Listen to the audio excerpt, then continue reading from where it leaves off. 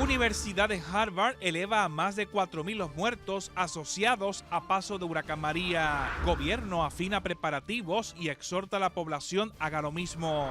Baja en precio del petróleo comienza a verse en bomba. Departamento de Estado de Estados Unidos revela que son miles los prisioneros políticos en Corea del Norte. Papa Francisco pide oraciones por la paz en África. Esto y más en esta edición estelar de Noticias 13.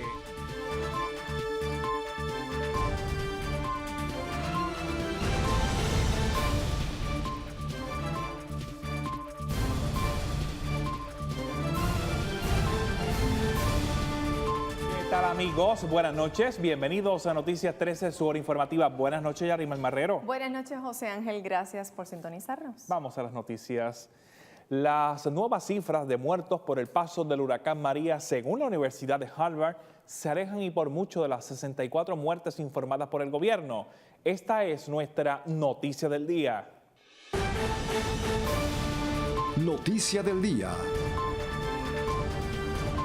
La última cifra oficial del gobierno relacionado a los muertos por el paso del huracán María de manera directa o indirecta fue de 64, aunque un nuevo estudio de la Universidad de Harvard coloca esa cifra muy por debajo a lo que realmente sucedió. Los números del centro universitario son de 4.564, una diferencia de 4.500 con las estadísticas del estado. El estudio fue publicado por la Escuela de Salud Pública de la Universidad de Harvard en colaboración con las universidades Carlos Albizu de San Juan y la Escuela de Medicina de Ponce. Se basó en una encuesta aleatoria a 3.299 hogares en Puerto Rico, a los que se le preguntó sobre las muertes y las causas de estos fallecimientos entre la llegada del ciclón y el 31 de diciembre. Se debe recordar que el New York Times publicó en diciembre que eran 1.052 las personas que habían muerto a causa del huracán entre septiembre y octubre, por lo que el gobernador en aquel momento, como este martes, señaló que estos estudios e información son acogidos por la fortaleza para una respuesta más adelante que sea resiliente de salud pública, encaminados a trabajar de forma distinta a lo que se pudo hacer durante el 2017. Estaremos en espera, ¿verdad?, de los datos particulares del estudio de Harvard y los utilizaremos dentro de todo esto.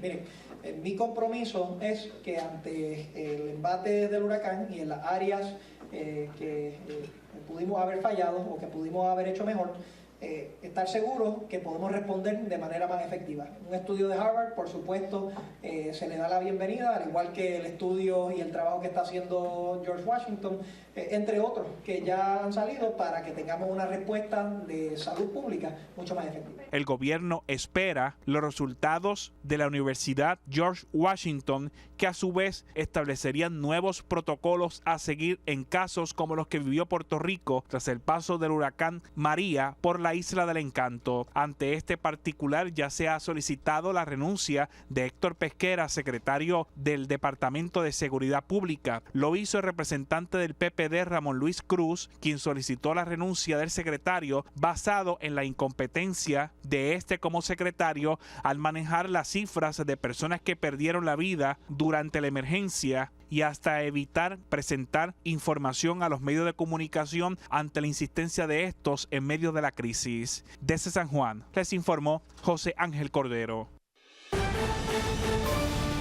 Gobierno. El negociado de manejo de emergencias pidió a los ciudadanos eleven el nivel de preparación ante la cercanía de la nueva temporada de huracanes. A pocos días de iniciar la temporada de huracanes del año 2018, el gobierno celebró una convención de preparación y manejo de desastres en la que el gobernador Ricardo Rosselló señaló que es necesario que no solo el gobierno lleve a cabo simulacros y preparativos ante la temporada de huracanes, todos, incluyendo las familias, de manera individual deben hacer lo propio. al igual que hemos contado con el liderato del secretario Pesquera y del comisionado Acevedo para trabajar con los protocolos y los planes de ejecución interagencial ya en su 90% culminado. Ahora comenzarán un sinnúmero de esfuerzos liderados por FEMA para tener lo que son tabletop exercises, simulacros de distribución de commodities, para trabajar con los eventos de muchas muertes en una ocasión, cómo los hospitales van a responder. Todo este tipo de eventos se ha estado llevando a cabo o se estará llevando a cabo de cara a los próximos semanas. Así que parte de la iniciativa y del compromiso de estar preparados, parte del compromiso de reconocer que podemos ser azotados nuevamente por un huracán y que tenemos que estar listos ante esas consecuencias, pero sobre todo parte del compromiso general de que una vez salgamos de esto tengamos una estrategia y que podamos cumplir con esa estrategia, de que en la fase de reconstrucción tengamos un Puerto Rico que sea mucho más robusto, mucho más resiliente y que sirva de modelo para otras jurisdicciones en términos de la preparación para un huracán y cualquier otro tipo de desastre natural. Aunque se ha hecho mucho por el sistema eléctrico del país tras el paso del huracán María, que básicamente destrozó el mismo, aún el sistema es uno frágil y cualquier impacto atmosférico podría dejarnos sin electricidad por un largo periodo. I think the governor actually addressed it. The electrical grid it's mostly restored, but it's fragile. And I don't have to tell you that. If you go around to any village, there's many houses with blue tarps. And so the good news is it's keeping the rain out, but it's going to be a long time before all those houses are rebuilt. And in the meantime, they're just vulnerable. So again, from my perspective, this conference is in fact meeting the need because it's giving us and Department of Defense a better idea of what we might have to deploy ahead of the storm or immediately after, all in support of FEMA and all in support of the governor's priorities. El primer ejecutivo insistió que instalar un nuevo sistema eléctrico sólido y robusto toma tiempo, por lo que estamos contrarreloj. Hacer un nuevo sistema de energía eléctrica no se puede hacer en un año. La realidad nos encantaría hacerla, a mí me encantaría hacerla. Si me identifican una manera de hacerlo en menos de un año, después de la devastación de un huracán, estoy disponible a escuchar esa propuesta. Establecer las capacidades para tener un equipo y de hecho FEMA ha instalado un proyecto piloto para capacitar a nuestro gobierno en ciertas áreas críticas, también toma tiempo.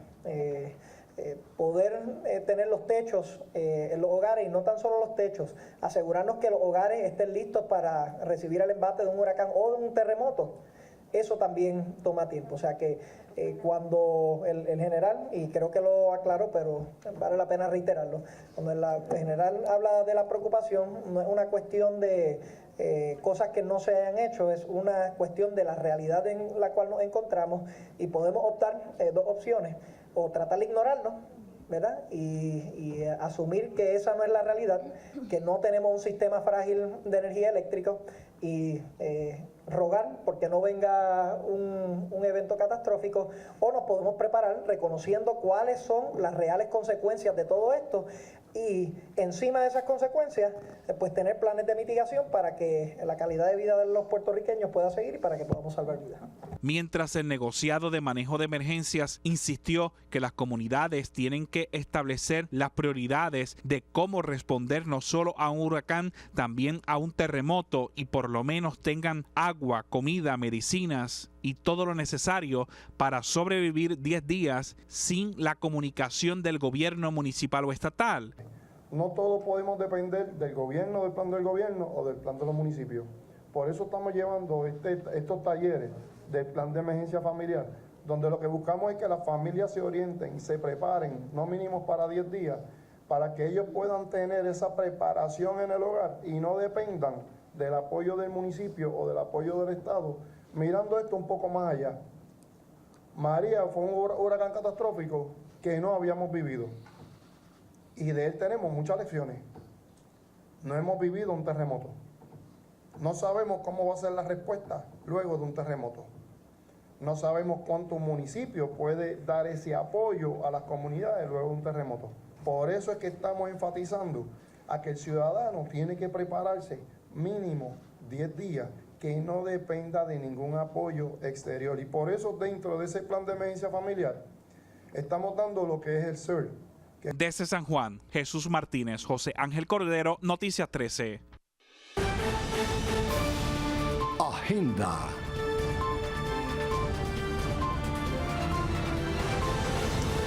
Amigos, los estudiantes del recinto de Río Piedras de la Universidad de Puerto Rico prefirieron terminar el semestre en vez de asistir a la Asamblea General pautada para este martes. La asistencia a la misma no llegó a los 200 universitarios. Veamos.